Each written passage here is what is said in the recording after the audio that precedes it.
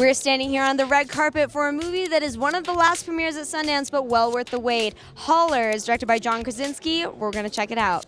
John actually pretty much cast the entire movie on his own plucking. He had worked with Josh Groban on The Office. He directed an episode that he was in. He and Charlie knew each other a bit. He and Margot actually had the best story. They were in a Marshalls commercial together, I don't know, 15 years ago. And she said, if I had any money, I would bet on you. And so he kind of pieced it together. And Richard Jenkins said, if you get Margot Martindale, I'm in. And so, and that's how we got everybody, and it was great. We lucked out. The cast is incredible. It was one of those things that, believe it or not, I didn't think too much about the acting of it, because when you have all these amazing actors and all this amazing crew coming down to Jackson, Mississippi and staying in a hotel that they probably deserve a lot better and not getting paid anything, all my thoughts were with them. And so I wanted to make sure that I was responsible to make sure that the movie was as good as it could be. So I weirdly, just as an actor, I just thought, when I get in there, don't screw it up, because they're doing some really good work, so don't screw it up.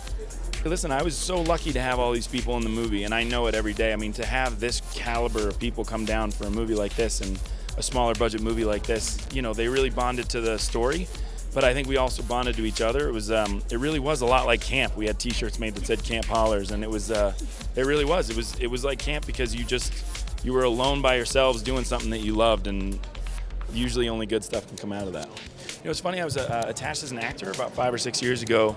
The writer, Jim Strauss, had approached me about being in the movie, and like a lot of independent movie experiences, the financing fell through a couple times, and then they asked if I'd actually buy the script myself and try to make it on my own. And so I was pretty nervous about that. I didn't know what that meant, and once I figured it out, I thought, you know what, this is something to give it a shot, because I came from a really close-knit family.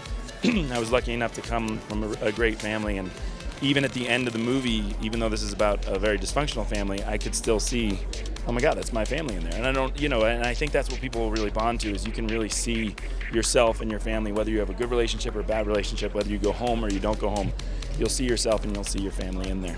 It's a guy who I think thought he had run away from home as an adult, not, you know, literally, but he had run away from sort of, I think he believed that his upbringing and where he came from was mediocre, that it wasn't good enough, and that he was trying to make a new life, a more exciting life. And I think that it's a really interesting concept, that as you become an adult, you try to be many, many things, but I think that there's something about family that's so special and complicated that you can never run away from, and I think that there's such strength that comes from family. For me, I take such strength from my family, so it would never be something I run away from, and I think this character realized the same thing. Why bring the movie to Sundance?